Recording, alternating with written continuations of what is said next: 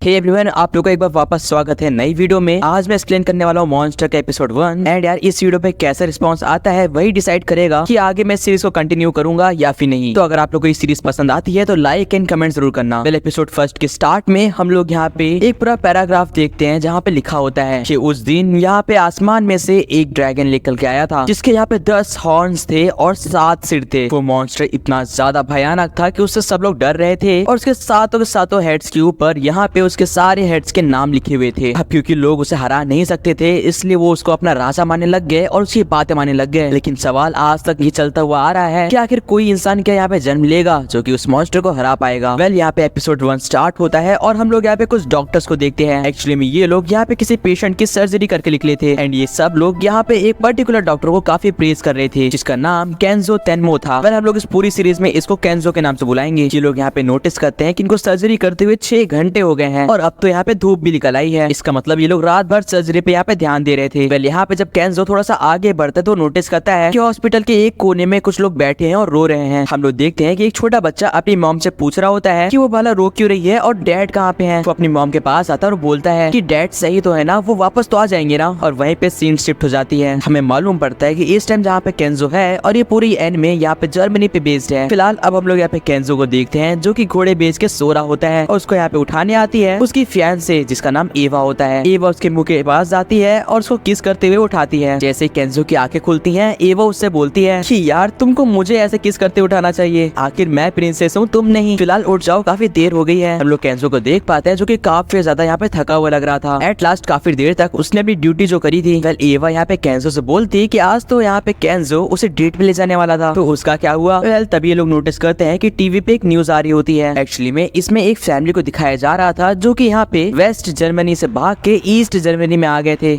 और इस टाइम ये लोग यहाँ पे इंटरव्यू दे रहे थे। हम लोग देख पाते हैं कि इस फैमिली में यहाँ पे 2 ट्विंस भी होते हैं, इसमें से एक लड़की और एक लड़का होता है। फिलहाल केंजो बोलता है कि उसको अभी भी काफी नींद आ रही है क्योंकि उसने काफी ज्यादा यहाँ पे पिछले दिन काम करा था। लेकिन एवा उसे उठाते हुए बोलती है कि जरा देखो ये तुम्हारी न्यूज आ रही है, ये तो हमारे हॉस्पिटल के बारे में है। केंजो अपनी आंखें खोलता है और अपने सामने यहाँ पे एवा के डैड को टीवी स्क्रीन पे देख पाता है। एक्चुअली में एवा के जो डैड है ना वही उस हॉस्पिटल के यहाँ पे डायरेक्टर हैं। एवा के डैड कह रहे होते हैं कि जैसे ही हमको ये इन्फॉर्मेशन आई कि हमें सर्जरी करनी है हमने बिल्कुल भी नहीं सोचा और हमने यहाँ पे अपना काम करना शुरू कर दिया। और दोस्तों खुशी की बात तो ये है कि वो मशहूर सिंगर यहाँ पे एक बार फिर से गाना गा पाएगा। इसके बाद हम लोग रिपोर्टर को देखते हैं जो कि बता रही होती है कि इन लोगों ने यहाँ पे उस सिंगर को काफी यहाँ पे अच्छे तरीके से ट्रीट करा और इनका कहना है कि वो वापस गाना भी गा पाएगा। केंजो कहता है कि यहाँ पे मैं थोड़ा ना आ रहा हूँ, ये तो तुम्हारे डैड हैं, शायद से वो कल के बारे में सबको बता रहे होंगे। इसमें एवा बोलती कि तुम फिक्र मत करो, वैसे भी ये सब पॉसिबल तुम्हारे वजह से हो पाया है। एट लास्ट वो सर्जरी तुमने परफॉर्म करी थी। इसमें केंजो बोलता है कि शायद से तुम सही कह रही हो, तुम्हें क्या लगता है मैं सही कर रहा हूँ ना। इसमें एवा बोलती है एक बार मेरे डैड यहाँ पे मिनिस्टर बन जाए तो तुमको यहाँ पे वो चीफ सर्जन बना देंगे, जिसके बाद हमारी जिंदगी काफी आसान हो जाएगी। और ये कहते हुए यहाँ पे एवा केंजो को एक बार फिर से किस करती है और बोलती है कि क्या उन्हें डेट पे जाना चाहिए या फिर वो आज घर पे ही रहे। और वहीं पे सीन शिफ्ट हो जाती है। हम लोग यहाँ पे देख पाते हैं कि काफी ढेर सारे लोग यहाँ पे सर्जरी कर रहे हैं और अब हम लोग को यहाँ पे इंट्रोड्यूस करा जाता है एक और नए कैरेक्टर से जिसका नाम बेकर है। बेकर यहाँ पे केंजो की तारीफ करते हुए बोल रहा था कि कल रात उसने उस सिंगर की सर्जरी काफी अच्छे तरीके से करी। बेकर यहाँ पे उसको ये भी बोलता है कि ना सिर्फ तुम यहाँ पे इस हॉस्पिटल में सबसे बेस्ट यहाँ पे सर्जन हो बल्कि तुमने तो यहाँ पे डायरेक्टर की बेटी को भी पटा रखा है। एक्चुअली में डायरेक्टर की बेटी एवा ही होती है। केंजो कहता है ये सब तुम क्या कह रहे हो, क्या तुमको कोई दिक्कत है। जिसमें बेकर कहता है मुझे क्या दिक्कत होगी, मैं तो तुम्हारे लिए खुश हूँ, वैसे भी डायरेक्टर तुम्हें जो भी बात कहता है तुम्हें माननी पड़ती है। फिलहाल केंजो मजे करो, अगली बार मैं तुम्हें यहाँ पे ड्रिंक्स पिलाने ले जाऊंगा एज अ ट्रीट। अब जैसे ही बेकर वहाँ से चला जाता है केंजो नोटिस करता है कि वही ओल्ड लेडी और उसका बच्चा यहाँ पे केंजो को काफी गुस्से की नजर से देख रहे हैं। जब केंजो वहाँ से गुजर रहा होता है तो उसकी यहाँ पे जो नजर होती है वो इस ओल्ड लेडी से यहाँ पे टकरा जाती है। केंजो यहाँ पे इस ओल्ड लेडी से पूछता है कि आपको कुछ चाहिए क्या, आप मुझे इतनी गुस्से की नजर से क्यों देख रही है। इसमें बोलती है कि तुम यहाँ पे डॉक्टर केंजो हो ना जिसने कल उस मशहूर सिंगर की यहाँ पे सर्जरी परफॉर्म करी। इस पे यहाँ पे केंजो हाँ कहता है। इसके बाद ये ओल्ड लेडी यहाँ पे चिल्लाते हुए बोलती है तुम्हारी वजह से आज मेरे हस्बैंड यहाँ पे नहीं है, तुमने उन्हें मरने दिया। वो केंजो को कॉलर पकड़ लेती है और कहती है कि उस सिंगर से पहले मैंने अपने हस्बैंड को यहाँ पे एडमिट करा था और उनकी सर्जरी पहले होनी थी, तो तुमने उनको छोड़ के उस सिंगर के पास जाना क्यों सही समझा और आज तुम्हारी वजह से वो यहाँ पे नहीं है। अगर तुम एक मशहूर सर्जन हो तो तुम्हें उन्हें बचाना चाहिए था, तुम्हें अपनी यहाँ पे रिस्पॉन्सिबिलिटी संभालनी चाहिए थी, तुम एक किलर हो। ये सब सुनते हुए केंजो को यहाँ पे याद आता है कि यार यहाँ पे लास्ट डे एक्चुअली में केंजो को एक टर्किश इंसान का सर्जरी करनी थी, लेकिन बिल्कुल एंड मोमेंट पे यहाँ पे बेकर आके बताता है कि डायरेक्टर का ऑर्डर है कि उसको यहाँ पे अपनी सर्जरी रोक के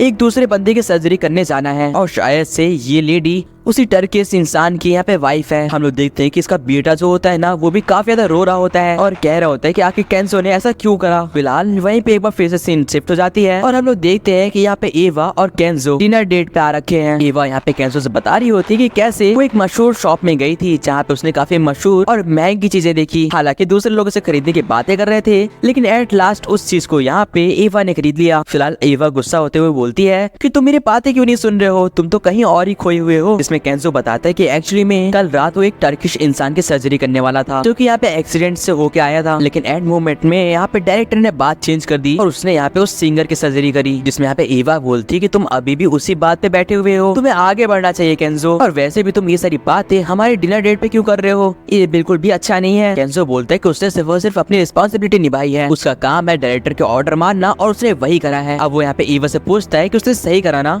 कहीं वो गलत तो नहीं था। इसमें एवा यहाँ पे केंजो से बोलती है कि उसने बिल्कुल सही करा और केंजो को बिल्कुल भी टेंशन लेने की जरूरत नहीं है। लेकिन केंजो के दिमाग में अभी भी उस ओल्ड लेडी की चीखें चल रही थी। केंजो वो यहाँ पे चिल्लाते हुए कह रही थी कि केंजो की वजह से आज उसका हस्बैंड मारा जा चुका है। फिलहाल वहीं पे एक बार फिर से सीन शिफ्ट हो जाता है और हम लोग यहाँ पे कुछ पुलिस की गाड़ियों को देखते हैं। ये सारी गाड़ियाँ यहाँ पे एक हवेली के पास आकर रुक जाती हैं और हमें मालूम पड़ता है कि सब लोग यहाँ पे इसलिए आए हैं क्योंकि इनको यहाँ पे पड़ोसियों से मालूम पड़ा था कि यहाँ पे गन शॉट्स हुए हैं, यानी कि यहाँ पे किसी को शूट करा गया है। अब यहाँ पे इनका जो ऑफिसर होता है वो बोलता है कि हम 3 गिनने पे इस मैंशन के अंदर जाएंगे और जैसे ही वो लोग 3 गिनते हैं वो सब लोग अपनी गन्स के साथ अंदर आ जाते हैं। वो देखते हैं कि उनके ठीक सामने एक लेडी खून से लथपथ पड़ी हुई है और उसके ठीक बगल में वही जर्मन बंदा जो कि न्यूज पे आ रहा था वो मरा पड़ा हुआ है। जब ये लोग उसके ऊपर लाइट डालते हैं तो उन्हें मालूम पड़ता है कि उन्हें मरे हुए काफी टाइम हो गया है और अब उन्हें बचाना इम्पॉसिबल सा है। तभी एक ऑफिसर चिल्लाते हुए बोलता है, उधर क्या है, उधर कोई इंसान खड़ा हुआ है।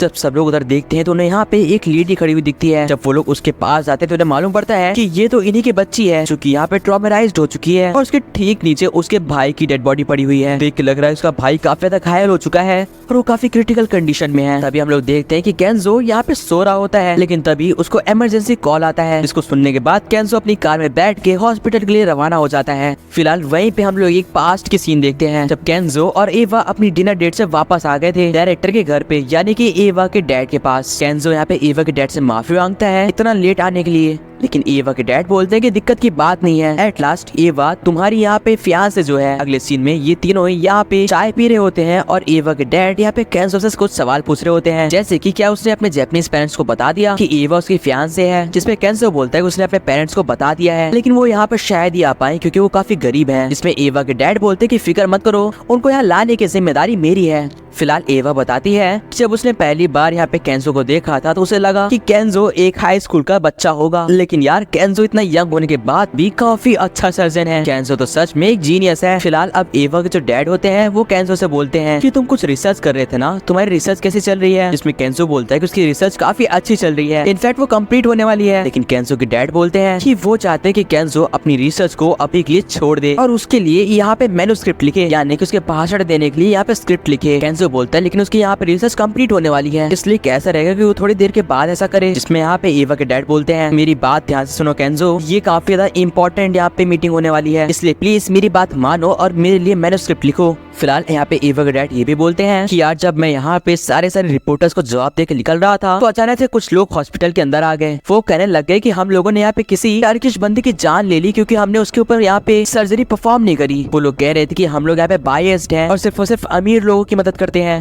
वो केंजो से पूछता है क्या ये सब सच है, जिसमें केंजो बोलता है नहीं, उस टर्किश इंसान पे यहाँ पे बेकर ने सर्जरी परफॉर्म करी थी। जो कि सुन के यहाँ पे एवा के डैड बोलते हैं तो फिर बढ़िया है, वो लोग सिर्फ और सिर्फ हमारे हॉस्पिटल का नाम खराब करने यहाँ पे आए थे। एक बार फिर से हम लोग प्रेजेंट में आते हैं जहाँ पे केंजो ये सब सोचते हुए ड्राइव कर रहा होता है, इसीलिए उसका ध्यान भटक जाता है और उसके ठीक सामने यहाँ पे एक बहुत ही बड़ी ट्रक आ जाती है। लेकिन ठीक इस टाइम पे यहाँ पे केंजो ब्रेक मान लेता है और उसका एक्सीडेंट होने से बच जाता है। अगले सीन में केंजो यहाँ पे हॉस्पिटल पहुंच जाता है और वो पूछता है कि क्या वो पेशेंट आ गया। हम लोग देखते हैं कि वो पेशेंट और कोई नहीं, वो छोटा बच्चा होता है जिसको काफी ज्यादा चोट लगी हुई थी और काफी घायल कंडीशन में था। वो ये बंदा बताता है केंजो से कि इसके यहाँ पे सर में बुलेट लगी है और ये काफी ज्यादा क्रिटिकल कंडीशन में है। केंजो बोलता है और वो बच्ची कैसी है, क्या उसे भी चोट लगी है। इसमें ये बताता है कि बच्ची तो सेफ है लेकिन वो यहाँ पे मेंटली डिस्टर्ब हो चुकी है। हम लोग देखते हैं कि काफी ज्यादा ट्रॉमेटाइज्ड हो चुकी थी और वो तो अपनी आंखों को ब्लिंक भी नहीं कर रही थी। जब केंजो उसके पास अपना कान ले जाता है तो उसे सुनाई देता है कि ये लड़की बार बार एक चीज ही रिपीट कर रही थी कि उसे मार दो, उसे मार दो। तभी पीछे से एक नर्स आती है और वो बताती है कि उस बच्चे का यहाँ पे सिटी स्कैन कंप्लीट हो चुका है। जब केंजो यहाँ पे आता है और उसके यहाँ पे एक्सरे को देखता है तो उसे समझ में आता है कि ये बुलेट काफी ज्यादा गलत जगह पे लगी है। इस तरह डॉक्टर्स यहाँ पे जैसे बात कर रहे होते हैं कि अगर उन लोगों ने थोड़ी सी भी गलती करी तो काफी ज्यादा ब्लड यहाँ पे बह जाएगा और उसे बचाना क्लोज टू इम्पॉसिबल हो जाएगा। लेकिन केंजो कहता है कि अगर वो लोग यहाँ पे सबसे पहले जो क्रैक्ड बोन्स है उन्हें यहाँ पे साफ करके उस बुलेट को निकाल के यहाँ पे उस बोन्स को रिकवर कर दें तो शायद से वो लोग उस बच्चे को बचा सकते हैं और ये काम केंजो खुद करेगा। वो यहाँ पे नर्स और बाकी डॉक्टर से बोलता है सर्जरी को यहाँ पे रेडी करने के लिए। अगले सीन में हम लोग देखते हैं कि वो लोग सर्जरी के लिए रेडी होते हैं। हम लोग देखते हैं कि इस बच्चे के ठीक यहाँ पे फोरहेड में वो बुलेट लगी होती है और उसे यहाँ पे एक ट्यूब की हेल्प से ऑक्सीजन दिया जा रहा था। लेकिन तभी वहाँ पे एक बार फिर से डॉक्टर बेकर आते हैं। वो बोलते हैं कि तुम्हें यहाँ पे नहीं बल्कि दूसरे यहाँ पे रूम में होना चाहिए। जब केंजो बोलते हैं कि उसको यहाँ पे सर्जरी करनी है तो बेकर उसे बताते हैं कि उसके पास डायरेक्टर का यहाँ पे ऑर्डर आया है। केंजो यहाँ पे बाहर आता है और यहाँ पे बेकर उसे बताता है कि ये डायरेक्टर का ऑर्डर है और ये बंदा कोई ऐरा गैरा इंसान नहीं बल्कि मेयर है, तुम्हें इसके पास जाना ही होगा केंजो। इस पूरी चीज पे हमारे हॉस्पिटल की इज्जत का सवाल है। बेकर बोलता है अगर तुम्हें कोई भी दिक्कत है तो यहाँ पे डायरेक्टर से बात कर लो। जैसे केंजो यहाँ पे कॉल लेता है डायरेक्टर उसे बोलते हैं केंजो क्या तुम मेरे लिए यहाँ पे मेयर का ख्याल रख लोगे। केंजो यहाँ पे बताता है कि उस बच्चे की कंडीशन बहुत ही क्रिटिकल है और अगर उसने उसको ऑपरेट नहीं करा तो वो मारा जाएगा। जिसमें यहाँ पे डायरेक्टर बोलता है फिक्र मत करो, उसको बाकी डॉक्टर यहाँ पे संभाल लेंगे, तुम्हारा काम है यहाँ पे मेयर को बचाना। एवा के डैड यहाँ पे बता रहे होते हैं कि एक्चुअली में मेयर यहाँ पे आगे चल के उनके हॉस्पिटल को काफी ज्यादा प्रमोट करने वाला है, इसलिए वो चाहते हैं कि मेयर अभी ना मारा जाए और इसीलिए वो चाहते हैं कि उसको यहाँ पे केंजो ट्रीट करे। उसी साथ यहाँ पे डायरेक्टर यानी कि एवा के डैड कॉल कट कर देते हैं और बेकर बोलता है अब मेरा मुंह क्या देख रहे हो, जाओ और यहाँ पे मेयर को ट्रीट करो। केंजो सोच रहा होता है कि ये सब वो जो भी कर रहा है क्या ये सब ठीक है और उसे सच में ये सब करना चाहिए। तभी उसे याद आता है कि उसकी यहाँ पे फियांसे यानी कि एवा ने कहा था कि तुम कुछ भी गलत नहीं कर रहे हो बल्कि सही कर रहे हो। लेकिन अगली सीन में उसको वो बूढ़ी आंटी याद आती है जो कि यहाँ पे रोते हुए उसको यहाँ पे किलर बोल रही थी क्योंकि उसने उसके हस्बैंड को ट्रीट नहीं करा। सारे डॉक्टर्स और सारी नर्स यहाँ पे केंजो से बोल रहे होते हैं जाओ जाओ तुम मेयर को ट्रीट करो, इस बच्चे को हम संभाल लेंगे केंजो। लेकिन केंजो बोलता है नहीं,